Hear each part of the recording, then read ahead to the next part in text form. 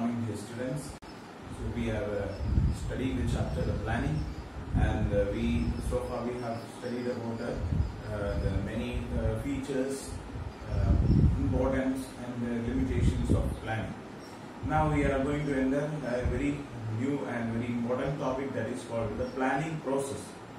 So from the point of view of the management, we can say that planning is a activity.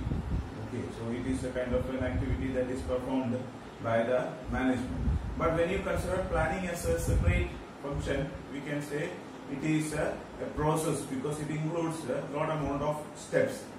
Okay, and these steps has to be taken one after the other. Okay, so there are a lot amount of steps, and these steps have to be taken one after the other. So that is why we consider the planning as a process. Okay, so in the planning process there are so many decisions that we are taking, and it is very much important to know, consider that the features or advantages of planning, as well as there are some limitations of planning. Keeping in mind the limitations of planning, we have to develop the planning process. Okay, so let us discuss what are the different steps in the planning process. Okay, first and the foremost step in the planning process is setting the objectives. Okay, so the first step is to set the objective. So first of all, whatever, if we imagine that we are to travel somewhere, we have to decide where we have to go and how we have to go. So in the same way, a company, when it is deciding to perform any activity, it has to decide that what it has to do. Okay, so this is what the objectives are, the end points where we are supposed to reach after at the end of the period. Okay, so the result that we want to get, that is called the objectives. So the objectives has to be decided, and these objectives can be of mainly three types. Organizational objectives are there, departmental objectives are there, and the personal objectives are there. Okay, so for example, a company starts to do function, then if the company wanted to have, like imagine that 1,000 crore rupees sales is to be required, then that company's total target, if at present if the company is having 800 crore rupees sales are there, so the company is deciding that we will increase, or we will reach to 1,000 crore rupees sales. 1,000 crore rupees sales will be there. So that is the decision, that objective that the company is deciding. So that means that the company wants to achieve this position. So if the company wants to reach into this position, then what there may be, imagine that there are 4 products a company is dealing with. So out of these 4 products, different products sales will be different. So one product which company is having major sales, that is one product may be there. So the 400 we will set as the objective of that product, or that product will be 400 is the target. 400 crore rupees of sales will be there of first product. Second one maybe 300 rupees, and the other one is 200 crore rupees, and the last one is 100 crore rupees. So such a way the 1,000 is divided maybe to 4 different categories, or different products are there, and that how it has to be achieved. Okay, and also see, for example, when a company is having, there is a higher level objectives are there, as well as according to different levels. So like what the top level manager has to do, what the middle level manager has to do, and what the lower level managers have to do, and how they have to do it, when they have to do it, and who is to do it. All these type of decisions are taken at the time of planning. So this is step by step these actions are taken. Now let us consider these objectives we have studied. So how we will be able to reach to this objective. So what are the other steps that we need to take for reaching to this particular steps, particular objective, how we will be able to achieve this objective.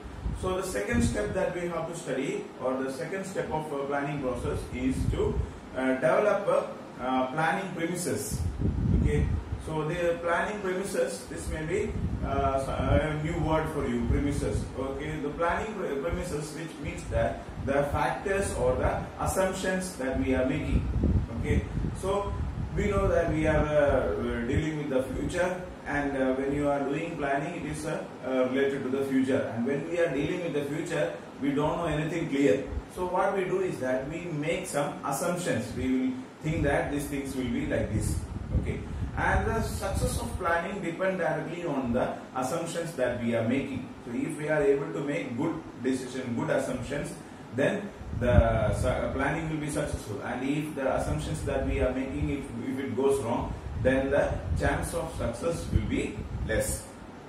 So we have to make proper assumptions. So the planning premises are called the assumptions or factors that we are deciding in the beginning of the planning. So these assumptions can be divided into two categories. That is internal premises are there as well as external premises. Let us see what is internal premises. The internal premises means that the capital, labor, or raw materials and machinery, all these type of things. Okay. So when you are, imagine that if a company is going to decide that we are going to establish if we are deciding to expand our company. So if the company wants to expand our company, we are going to produce a new product and we are going to start a new factory. So if we are deciding that we are going to start a new factory, then we have to decide that where we have to start up this new factory expansion, how we will be able to do. And in that we may be deciding that we are going to start this one in a rural area. Okay, so when we consider this one, so then we have to consider that if we are going to start it in a rural area, what will be, how much, whether capital availability, whether the capital will be available there or not. If we are starting in a rural area, whether we will be able to, how much capital is required, and whether it will be available or not. That we have to decide first. Then next one, the availability of labor. Okay, so if we are in a very local area, then we may be able to get a lot amount of labor. Like if lower level employees may be plenty of laborers may be available, and whether they will be capable, whether they are skilled, all these things we have to make decisions have to be there. And another thing is that the availability of raw materials, whether we will be able to get the raw materials or transportation cost of the raw materials, where in the area where we are dealing, is it possible to have a good raw materials, will be quality raw materials, we will get it or not. And if we have to transport it, then how it will be, whether transportation facilities are there or not. All these things we have to consider. The next one is the machinery, availability of the machinery, what capacity we are having, whether we will be able to transport the machinery to the place where we are there, whether availability is there or not. So all the type of things regarding the internal things. So that is why all these things are within the organization. That is why they are considered as the internal premises. So these assumptions we have to make first. Then the second premises or second assumptions that we have to make is about the external premises.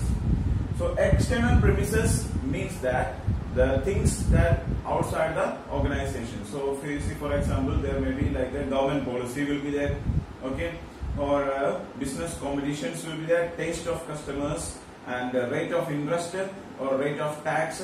All these type of things are called as the external premises. So these are the outside factors.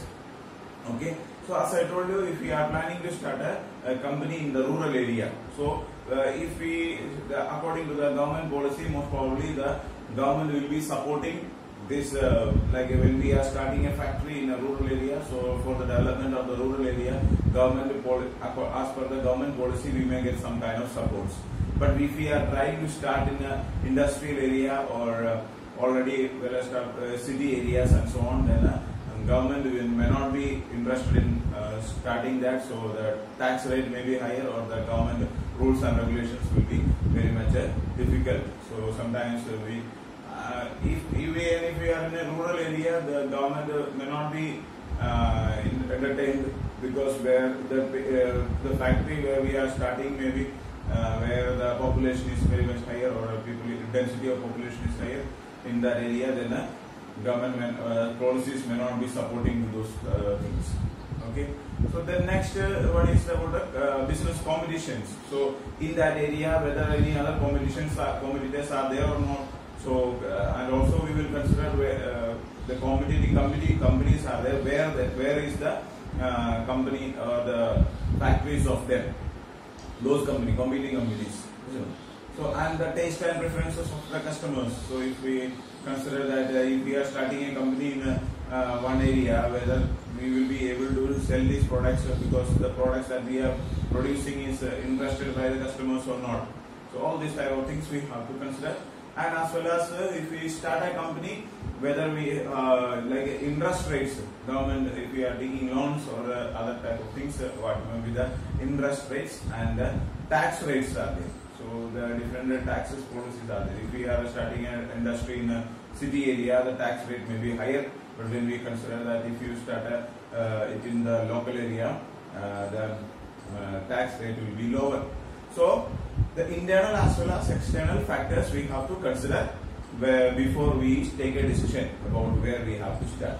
See, for example, sometimes if you are starting in a local area, the labor may be plenty available and the government policy also may be supporting, and rate of tax also may be lower. But the raw materials, machinery, transportation facility, all these things may not be there. So if you are very local area, very rural area, where there is no proper transportation facility is there. Okay, so then if we are starting business in that area, and if we have to transport the raw materials from very far away places, then it is very difficult to bring these products to the place. Even though government support is there, tax of rates are very much low, but we need to stop. Then we have to count how much money how much benefit we are getting based on this one, and how much expenses will be. So here the company has to decide about when we consider like a company has, there is a kind of analysis the company has to make. It is called as the SWOT analysis. Already I have told you, like a SWOT analysis is there, which means that SWOT. So these words you may be familiar. There is a S stands for strength, W stands for weakness, O stands for opportunities, and T stands for threats. SWOT analysis. So these SWOT analysis the company has to do before the starting of the company. So this is also very much necessary. Strengths. What are the strengths of this company? What are the benefits of the company, or what are the capacities of the company? Then weaknesses. We may have some weaknesses in some areas. So that also we have to understand what are the weaknesses of the company. So strengths and other opportunities. If you start this company in a local area, what opportunities we will get? As well as threats are there. Some problems will be there. So if you start a company in a local area, what are the problems that we may have to face? So all these type of things we will understand, and if the opportunities are there and our strengths are matching with that. See, for example, we are having strength and that strength opportunity is there, so both are matching, then more, then we can consider starting up the business. But we are having some weaknesses as well as there is threats. So if these threats and our weakness is matching, means that if these threats are there, then because of our weakness it will be affected. So then if the weaknesses are more affecting than the strengths, when we have more strength and the weakness is lower and the threat is also lower, then we can start the business. But when we have less strength and the weakness is more and threat is also more, then opportunities may not be there that much. So in such a cases, it is not good to start a company in that area. So where we have more strength, there we need to understand all the strengths. So all these premises we will calculate, and based on these things, which will be the more suitable business that we have to decide. The next step that we have to find is the finding out the alternative courses of action, identifying alternative courses of action. So for doing any work, we have different types of different alternative courses of actions. Okay. So for example, if we have to go from here to maybe to Delhi, okay. So different options are available. You can either go by airplane. If you book a flight, you can go. It is very fast, but it is expensive. Then next one is that you can go by train. You can start catch a train from Basti, and maybe after 12 hours you will be able to reach in Delhi. So that is also possible. Second option. Then you may also get buses. You may get you can go by bus. You can sit in a bus. Almost to the same fare will be almost the same time is taking. So you can go by bus. Then you can book. If you can book a taxi and go, you can call a taxi and you can go with the taxi. If you have your own car, you can go with the car itself, or maybe other possibilities also there, like you may be able to go by bike, or you can go by cycling. So like when the lockdown situation was there, and at that time when the lockdown suddenly declared, then people from Delhi or people from Mumbai, all these people, those who are from Bihar or UP, all these, they were cycling and going, it seems, because they were not getting any other transportation facilities. And some reached, some might have died on the way, or different problems are there. And so there are some people, those who are traveling all around the world with cycling, with cycle and all. So it is according to the person how we are able to, and some even walking and going, it seems. So, and those people somewhere walking through the railway lines, and some died when the train came and hit on them. So there are different type of things are there, but all these things are not considered to be in our area. So like when our decision is that we have to go to Delhi.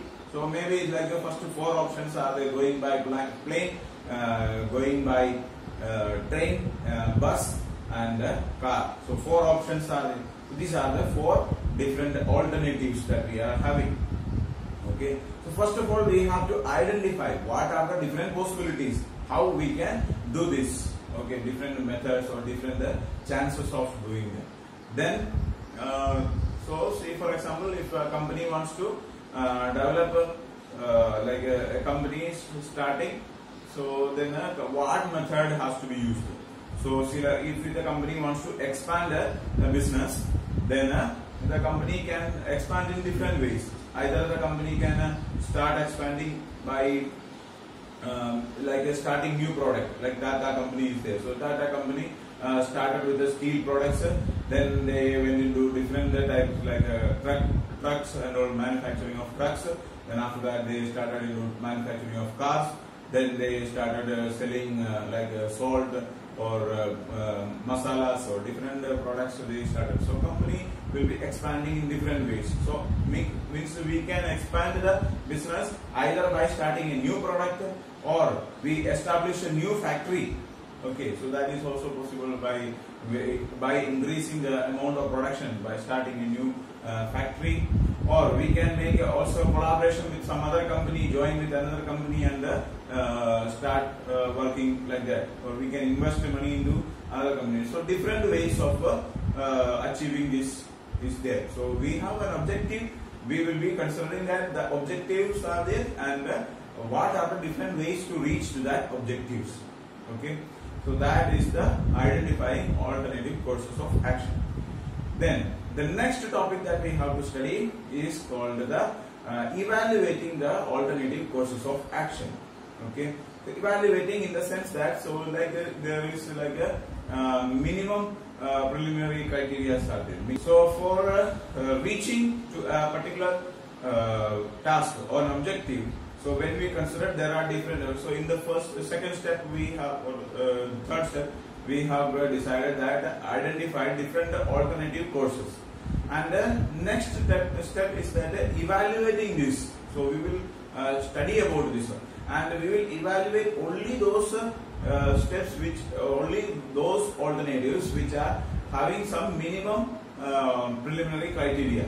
Okay, minimum preliminary criteria means that it is having at least some minimum qualities. As I told you, if you are thinking that you want to go to Delhi, okay, so there are different options are there, but these last few options which I have told you, like walking and going, or cycling and going, or even going by bike.